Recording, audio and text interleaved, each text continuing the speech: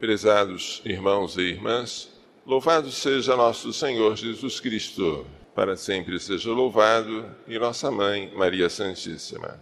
Hoje, comemoração de todos os fiéis defuntos, a primeira leitura é tirada do livro de Jó, que está cheio de enfermidades, permitidas por Deus para prová-lo.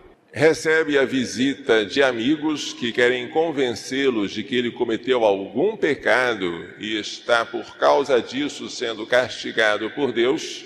Mas neste trecho, coberto de dor, Jó dá um grito de esperança. E a esperança é tão certa que ele quer que as suas palavras sejam escritas e gravadas com ponteiros de ferro e chumbo, cravadas na rocha para sempre. Quais são estas palavras de que ele tem tanta certeza? Eu sei que o meu Redentor está vivo e que por último se levantará sobre o pó. E depois que tiverem destruído esta minha pele, na minha carne eu verei a Deus. Eu mesmo verei. Meus olhos o contemplarão, não os olhos de outros. É uma fé muito firme na vida eterna e na ressurreição da carne. Este trecho, tirado do Antigo Testamento, mostra como o nosso sofrimento aqui só tem sentido se houver esperança. E nós esperamos. Os pagãos são chamados aqueles que não têm esperança. Nós, porém, esperamos. E a nossa esperança não é só nesta vida. Nós não esperamos sorte, dinheiro, saúde. Coitados, se nós esperássemos só isso. Esperamos algo de bem maior. Esperamos a vida eterna e a ressurreição. O Salmo 22, que nós lemos em seguida, é o Salmo do Bom Pastor. O salmista está confiante porque o Senhor o conduz para águas repousantes, para pastagens verdes, protege-o com o seu cajado, alimenta-o com uma refeição, unge-o com óleo e proporcionará a ele felicidade por toda a vida. Ele habitará na casa do Senhor pelos dias sem fim. A esperança do salmista é a nossa, morar na casa de Deus.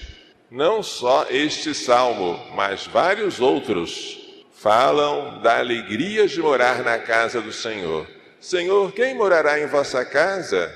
Senhor, quão amável é a vossa casa. Uma só coisa eu peço ao Senhor, e só isso eu desejo, habitar na casa do Senhor por toda a minha vida. Nosso desejo é esse. Consciente ou não, nosso desejo é morar com Deus. É lá que nós temos a saciedade. Mas quando isto vai acontecer? Após a morte acontecerá com a nossa alma separada do corpo. No dia da ressurreição, acontecerá com a alma já reunida ao corpo, um corpo glorioso. Sobre a ressurreição, São Paulo fala hoje, na primeira carta aos Coríntios. Cristo ressuscitou dentre os mortos, como primícias dos que morreram. Assim como as primícias são os primeiros frutos colhidos pelo agricultor, e depois vem a colheita, depois da ressurreição de Cristo, virá a nossa. Como todos morrem em Adão, pela solidariedade com a natureza humana herdada de Adão, assim também em Cristo todos reviverão. Pela nossa solidariedade com Cristo, novo Adão, a quem nós somos incorporados pelo batismo, nós ressuscitaremos com Ele. A vitória de Cristo não seria completa se nós não ressuscitássemos. Ele ressuscitou, vencendo o pecado e a morte. O seu corpo não foi sujeito à corrupção. Ao terceiro dia ele apareceu glorioso. Porém, e nós? Nós somos corpo dele. Nós somos o corpo místico de Cristo, a Igreja. Se ele houvesse ressuscitado, mas se nós não ressuscitássemos, a vitória de Cristo seria incompleta. Para que seja completa, cabeça e membros da Igreja devem ressuscitar. Nós também ressuscitaremos com ele. E assim a morte terá sido derrotada não apenas em Cristo, cabeça, mas também no corpo de Cristo, que somos nós. O último inimigo a ser destruído é a morte. E ele será definitivamente destruído no fim dos tempos, no dia da ressurreição. O Evangelho hoje, tirado de São Lucas, exorta-nos à vigilância, que os vossos rins estejam cingidos, ou seja, que haja uma corda amarrada na cintura. Por quê? Porque quando as pessoas se vestiam com túnicas longas, sem uma corda era difícil caminhar, era possível tropeçar na túnica. A corda amarrada na cintura levantava um pouco a túnica e desembaraçava o passo. Ter os rins cingidos é sinal de prontidão para caminhar. Assim, os hebreus no Egito, enquanto comiam o cordeiro pascal, deveriam ter os rins cingidos, porque o Senhor iria passar e eles teriam que sair do Egito. Além disso, tende as vossas lâmpadas acesas. Esta exortação nos faz lembrar a parábola das virgens prudentes. 5 virgens que estavam esperando o noivo chegar para se casar com a noiva, e elas eram prudentes, porque além de terem lâmpadas acesas, tinham também uma reserva de óleo. Então elas conservaram a lâmpada acesa, enquanto outras 5 virgens imprudentes tiveram as suas lâmpadas apagadas por falta de óleo, e estas 5 prudentes entraram na sala do banquete junto com o noivo e a noiva para a festa de casamento. Jesus convida-nos a manter as nossas lâmpadas acesas, ou seja, que mantenhamos a fé ardendo pela caridade, viva pelas boas obras. Para quê? Para que quando o Senhor voltar, Ele nos encontre despertos e possamos abrir a porta imediatamente quando Ele nos bater. Devemos ser como quem está esperando o Senhor voltar de uma festa de casamento. São as núpcias do Cordeiro. O Cordeiro é Cristo. A noiva é a Igreja, a Jerusalém Celeste. Mas quando Ele voltar, Ele quer nos encontrar vigilantes. Felizes os empregados que o Senhor encontrar acordados quando chegar, e não dormindo no sono do pecado, ou embriagados pela devassidão, acordados, vigilantes.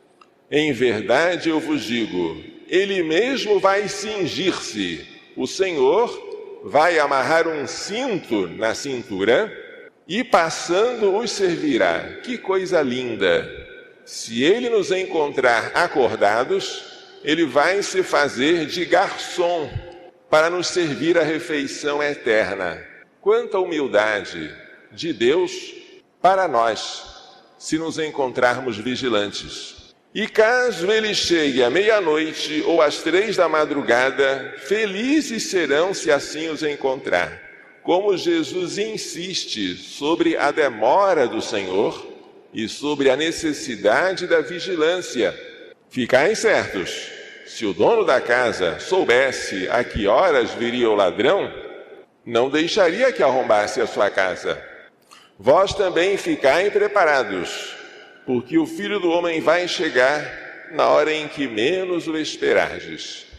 Se é certa a vinda dele, mas é incerta a hora, a única atitude razoável é a vigilância. Quem não vigia é louco. Por que vigiar? Porque depois que ele vier, haverá um juízo particular. imediatamente após a nossa morte, nós recebemos uma iluminação de toda a nossa consciência, das nossas obras boas ou más. E se morrermos em estado de graça, a nossa alma vai para Deus, a quem ela ama. Se morrermos em estado de pecado mortal, sem a graça de Deus, a nossa alma se afastará de Deus, a quem ela odeia.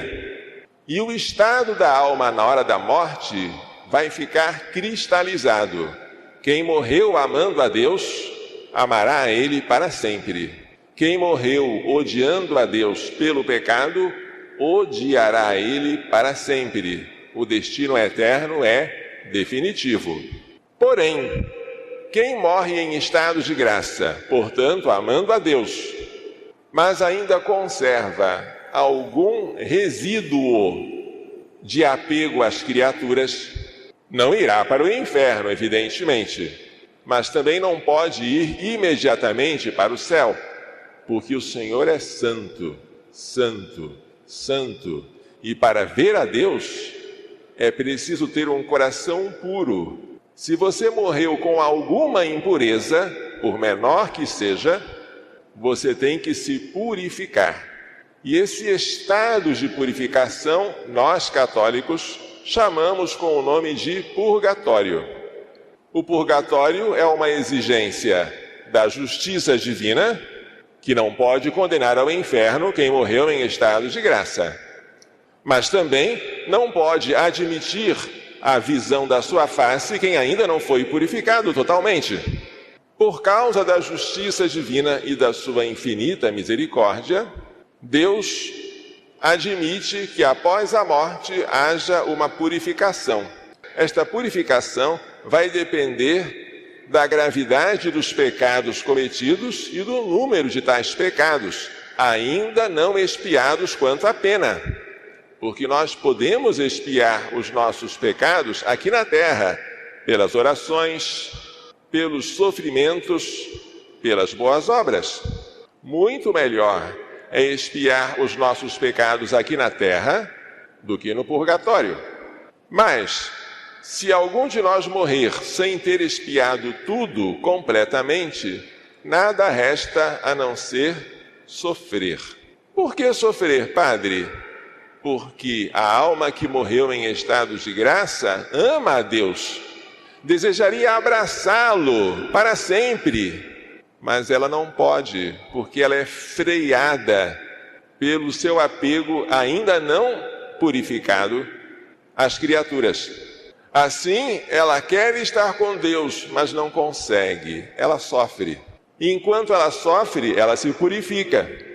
E assim, purificando-se pelo sofrimento, ela cada vez mais se aproxima de Deus.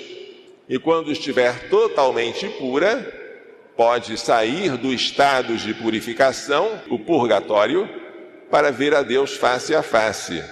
O Papa Bento XVI, antes de ser Papa, quando ainda era cardeal Ratzinger, disse: se o purgatório não existisse, seria preciso inventá-lo, porque é tão natural o desejo dos fiéis de rezarem pelos mortos, que nós não conseguimos impedir isso. E contou que Calvino, um dos grandes chefes da Reforma Protestante, condenou uma viúva à flagelação por ter praticado superstição ao rezar no túmulo do seu marido, porque Calvino, protestante, não admitia que houvesse purgatório. Portanto, não faz sentido orar pelos mortos, porque os mortos ou estão no céu e não precisam de oração, ou estão no inferno e a oração não é útil, não adianta. Para um protestante, rezar pelos mortos é absurdo.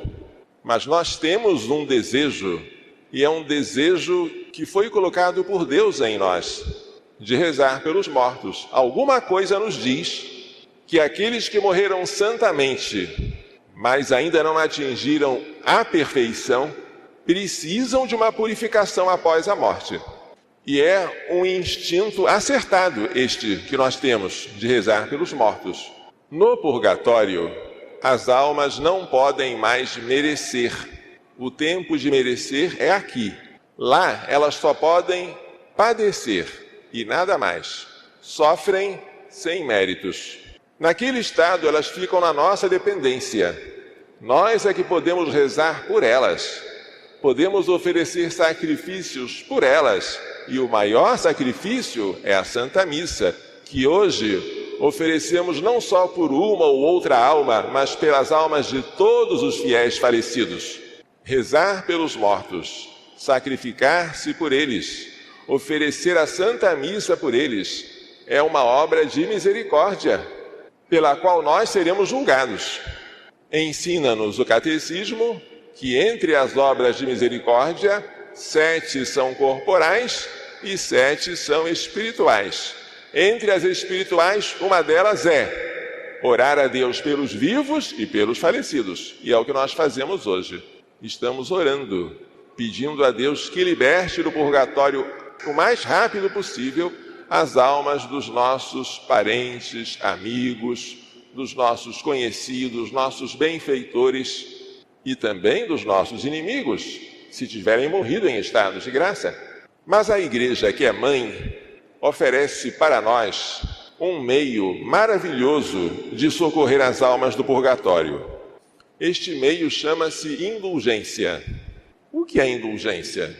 Indulgência é a remissão da pena temporal devida pelos pecados já perdoados quanto à culpa, que o fiel alcança cumprindo certas obras, que são chamadas obras indulgenciadas, em união com os méritos de Cristo e de todos os santos. Estas obras, às quais a Igreja anexa uma indulgência, passam a ter um valor maior. Se a indulgência é parcial, o valor expiatório que aquela obra tem passa a ser o dobro. Se, por exemplo, eu rezando diante do Santíssimo Sacramento poderia expiar alguma coisa dos meus pecados, se esta obra tem indulgência, rezando a mesma quantidade, com o mesmo amor, eu obtenho o dobro de valor de expiação pelos meus pecados. E isso se a indulgência for parcial. Se, porém, a indulgência for plenária, aí eu obtenho a remissão completa de todas as penas temporais devidas aos meus pecados. Querem um exemplo de indulgência plenária? Quem reza diante do Santíssimo Sacramento, adorando-o por 30 minutos, obtém indulgência plenária. Mas como, padre? Há algumas condições para obter. Você tem que comungar, você tem que confessar-se, você tem que estar com o coração desapegado de qualquer afeto ao pecado, mesmo venial, e você tem que rezar pelo Papa, um Pai Nosso e uma Ave Maria. Se você faz isso, você pode obter indulgência plenária simplesmente rezando diante do Santíssimo 30 minutos.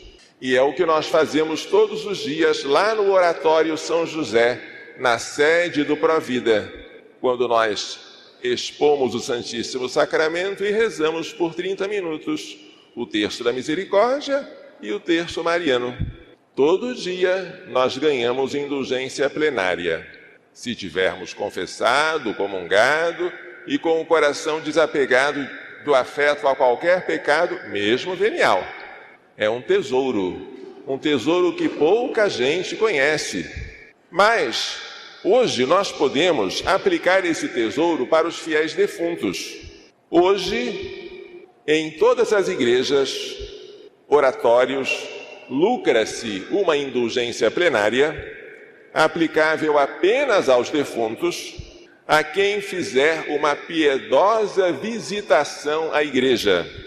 E durante esta visita deve rezar o Pai Nosso e o Creio. Se hoje você quiser ganhar indulgência plenária para uma alma do purgatório, visite a igreja, reze o Pai Nosso e o Creio. E você vai lucrar para as almas do purgatório, não para você.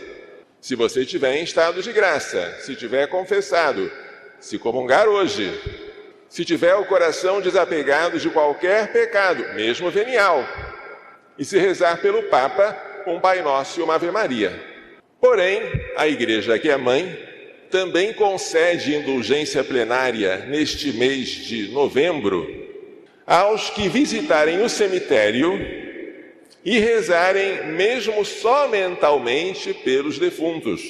Esta indulgência é só aplicável aos falecidos.